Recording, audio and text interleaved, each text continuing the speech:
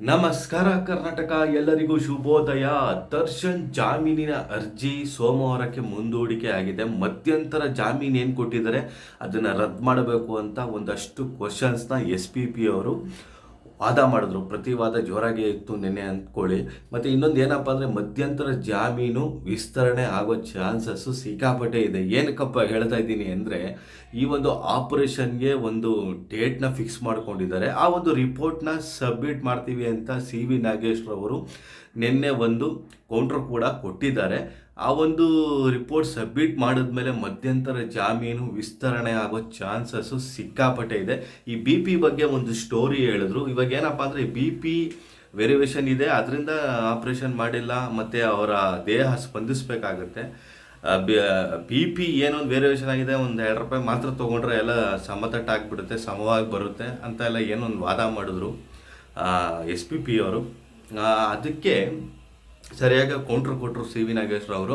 ಮತ್ತು ಇನ್ನೊಂದು ಏನಪ್ಪ ಅಂದರೆ, ಈ ವಿಸ್ತರಣೆ ಏನಕ್ಕಾಗುತ್ತೆ ಅಂದರೆ, ಈ ಒಂದು ಆಪ್ರೇಷನ್ ಡೇಟ್ ಏನಾದರೂ ಫಿಕ್ಸ್ ಆಗಿದ್ದು ರಿಪೋರ್ಟ್ನ ಸಬ್ಮಿಟ್ ಮಾಡಿದ್ರೆ ಸೋಮವಾರ ವಿಸ್ತರಣೆ ಮಾಡಲೇಬೇಕಾಗುತ್ತೆ.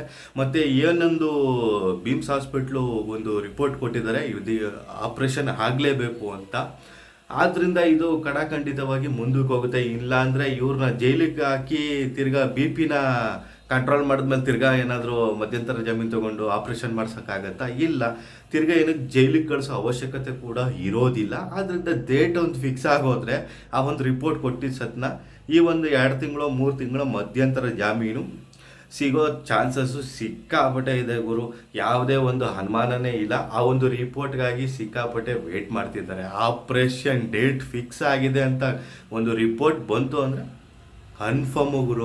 ಮತ್ತು ಇನ್ನೊಂದು ಏನಪ್ಪ ಅಂದರೆ, ಆಲ್ರೆಡಿ ತನಿಖೆ ಎಲ್ಲ ಆಗೋಗಿದೆ, ಎಲ್ಲ ಮುಗಿದೋಗಿದೆ. ಪ್ರತಿಯೊಂದು ಕೂಡ ಸಾಕ್ಷಿ ಗೀಕ್ಷಿ ಎಲ್ಲ ಆಗೋಗಿದೆ. ಆಲ್ರೆಡಿ ದರ್ಶನ್ ಅವರು 1 ತಿಂಗಳು ಆಗೋಗಿದೆ ಈ ಒಂದು ಹಾಸ್ಪಿಟ್ಲಿಗೆ ಸೇರಿಕೊಂಡು. ಹಾಸ್ಪಿಟ್ಲಲ್ಲಿದ್ದಾಗಲೇ ಅವರು ಫುಲ್ಲು ಏನೊಂದು 1% ಅವ್ರದ್ದು ಏನು ಲೀಕ್ಔಟ್ ಆಗಿಲ್ಲ. ವಿಡಿಯೋ ಆಗಿರ್ಬೋದು, ಪ್ರತಿಯೊಂದು ಆಗಿರ್ಬೋದು. ಮತ್ತು ಸಾಕ್ಷಿಗೆ ಏನು ಬೆದರಿಕೆನೂ ಹಾಕಿಲ್ಲ, ಯಾವುದೇ ರೀತಿಯ ಸಾಕ್ಷಿ ನಾಶ ಕೂಡ ಮಾಡಿಲ್ಲ. ಇವೆಲ್ಲ ಇಟ್ಕೊಂಡು ಕೋರ್ಟಲ್ಲಿ ಒಂದು ಮನವಿ ಮಾಡಿ ಮಧ್ಯಂತರ ಜಾಮೀನು ತೊಗೊಳ್ತಾರೆ. ಮತ್ತು ಪರ್ಮನೆಂಟ್ ಬೇಲು ಸಿಗೋ ಚಾನ್ಸಸ್ಸು ಸಿಕ್ಕಾಪಟ್ಟೆ ಇದೆ. ಆಲ್ರೆಡಿ 1 ತಿಂಗಳು ನನ್ನ ಕಕ್ಷಿದಾರರು ಹಾಸ್ಪಿಟ್ಲಲ್ಲಿ ಇದ್ದಾರೆ.